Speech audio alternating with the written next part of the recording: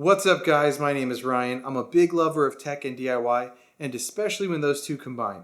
Now today I'm going to be reviewing the Kailh Pro Purple mechanical switch. I'm going to be talking about my initial impressions, whether or not this is a switch you should lube, and if it's a switch I'd recommend. So stick around. I do have a little bit of a disclaimer before we get started. I used these switches in my first keyboard build, so I'm not a hardened veteran in the keyboard community, but I was able to compare these switches against pre-builts that I own and a few cherry switches that I got on a tester. Now with that said, I am going to be putting together a video in the next couple of weeks outlining that build process and what the experience was like for a beginner. So if that's something that you're interested in, please consider subscribing. With that out of the way, let's get into these switches. Now initially, I was considering other more expensive options, in particular the Zelios V2s and the infamous Holy Pandas, but given my limited budget and a little bit of lingering doubt that I might not be able to see this project through, I decided to opt for something less expensive. Now I picked up a set of 90 of these switches for about $35 on Amazon, and they shipped from China in about 2.5 weeks, so that's a pretty quick turnaround, and that's less than half of what I would have spent on the Zelios. Now these switches are listed with a 50-gram actuation force, and they do have a shorter travel distance when compared to the cherry brown equivalent. All of these factors made them an ideal candidate for me. Now if you've seen reviews on these switches before, you may have heard that the tactility is not that great, and unfortunately I'd have to agree with what others have stated.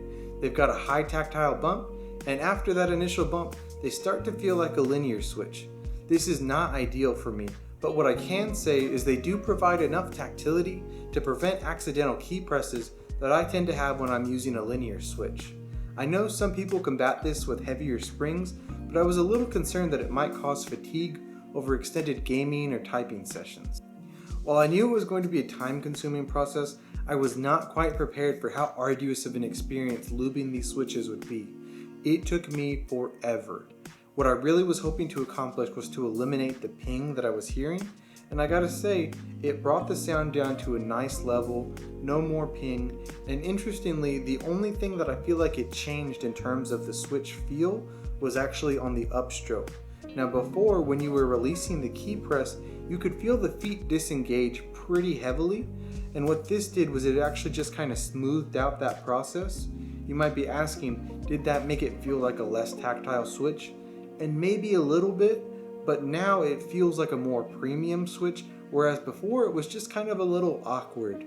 So if I had the chance to do it all over again, I would absolutely lube these switches. Right now we're going to go into the audio test. I'm really hoping that you can hear the difference in sound from the factory to lube. If you can't, please let me know in the comments below. Here we go.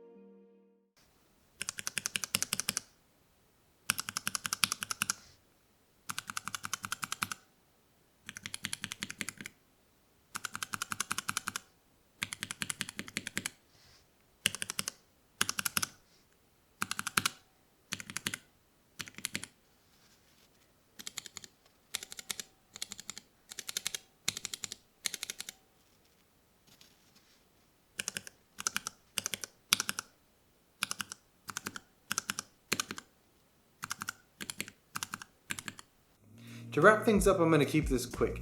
Is this a switch I'd recommend? Yes, I think they're a great value, and they feel like a quality switch that's going to suit the needs of gamers and typists alike.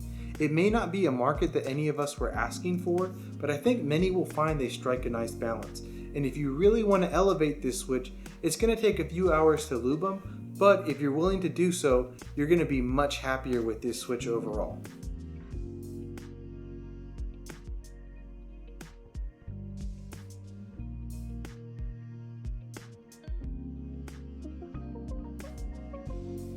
That's going to do it for my first video.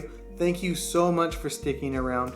If you've got any questions about these switches, or if there's anything else you'd like to see, leave it in the comments below. Please consider subscribing and have a good one.